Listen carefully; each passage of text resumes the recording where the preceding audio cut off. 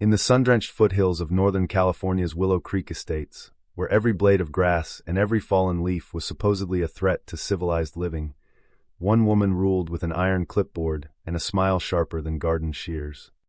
I never thought a pile of maple leaves would topple an empire, but Victoria Langford made sure it did. It was a foggy October dawn when I dragged myself home from a double shift at the County Trauma Center, boots still muddy from a car wreck on Highway 99. There she stood on my front lawn like she owned the mortgage, Victoria Langford, HOA president, arms locked, face puckered like she'd bitten a lemon soaked in vinegar. "Marcus Reed," she announced, voice dripping fake honey. "Your yard is a disgrace. 4th violation this month. Leaves everywhere. I'm citing you for visual pollution. $75. I stared at the scattered crimson and gold carpet across my grass, then at her magazine-perfect lawn directly across the cul-de-sac, sloping gently east. The breeze that morning was doing exactly what physics demanded, carrying her Japanese maples mess straight onto mine. "Victoria, it's called wind. Happens every fall. You gonna find Mother Nature too? Excuses are not in the covenants you signed, Mr. Reed." She tapped her clipboard like it was the 10 Commandments. "Payment by Friday or it doubles. I expect compliance." I almost laughed, but something colder settled in my chest. I nodded instead. "You'll get what's coming, Victoria." She strutted away victorious, heels clicking like victory drums, never noticing I'd already started filming her masterpiece. That same night I mounted 2 new trail cameras facing my entire front yard, synced them to my security system, and waited. By sunrise the evidence was damning. Timestamp 3:12 a.m., gusts whipping her trees, dumping fresh confetti right onto my property. Night 2, night 3, same story. I printed stills, saved every file, and smiled for the first time in weeks. Friday afternoon I walked into the community clubhouse meeting like I was entering court. Victoria sat enthroned at the head table, sipping cucumber water. "Mr. Reed, I assume you've brought the check." I tossed the flash drive onto the oak table. "Actually, I brought receipts. For nights of 4K proof every single leaf came from your trees, Victoria." Board members leaned in. Old Mr. Hargrove adjusted his glasses. "These timestamps are crystal clear." Victoria's manicured hand shot out. "Wind is not a defense. The bylaws are law."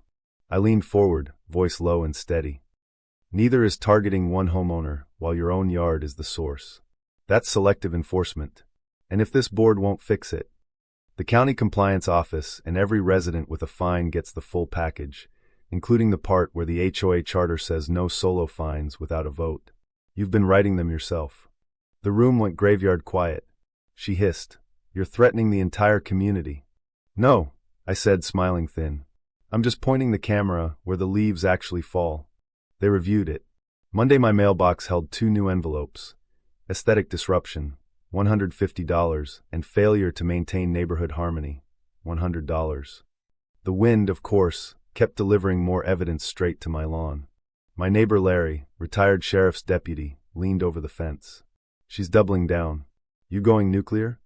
"Not yet," I told him. "I want her to tie the noose herself."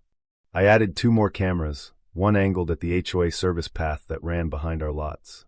I'd seen the green shirt crew out there at weird hours. 3 mornings later the footage hit like a jackpot. For 47 a.m., 2 men, neither lived here, positioning leaf blowers behind my fence, waiting for the breeze, then blasting a hurricane of leaves and twigs directly onto my yard while Victoria stayed untouched. They weren't cleaning. They were aiming. I called my sister-in-law, county code officer. Her reply was instant. "That's deliberate debris displacement, Marcus. State Statute 18.4, misdemeanor if intent to cause citation. If HOA money's involved, fraud." Armed with everything, I drove to county offices. Officer Ramirez watched the crew footage and whistled. "We're opening a full investigation." 2 days later, unmarked sedans rolled up right in the middle of the next board meeting. Investigators and a deputy walked in. Phones started buzzing across the neighborhood. Larry texted, "They're pulling financials." "The landscaping company?" "Victoria's brother-in-law. Paid through a shell corp called Langford Greens. HOA dues, $187,000 over 4 years for services that never happened." Residents poured out of houses comparing war stories. $200 for inconsistent mulch color, $125 for porch furniture misalignment, even $80 for excessive bird feeder density. The county froze every HOA account. Victoria was temporarily relieved of duties. But the audit cracked it wide open. Fake drainage invoices. No work done. Then the environmental bomb. Emails from Victoria ordering the crew to redirect all runoff by any means necessary. Illegal pipes dumping fertilizer-heavy water straight into protected Willow Creek that fed the river. State DEP showed up with hydrologists. Contamination levels lit up red. The final nail was the insurance claim. Last year's big storm supposedly damaged the clubhouse roof. $52,000 paid out. No repairs were ever made. The payout landed in a shell LLC registered at my old Sacramento address using my name and a forged lease. Public records, easy to abuse. Identity theft, wire fraud, money laundering. The DA stacked the charges like kindling. Plainclothes detectives arrived at Victoria's door at 7:15 a.m. She came out pale, clutching her designer purse, no cuffs but a firm grip on her elbow. Neighbors lined the sidewalks like it was a parade. She didn't look back. The new interim council, led by quiet accountant Raj Patel, suspended every fine from the last 2 years. We volunteers spent evenings in the clubhouse sorting boxes.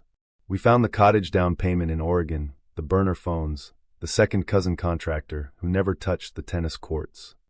Grand jury, 6 felony counts. Bail denied, flight risk.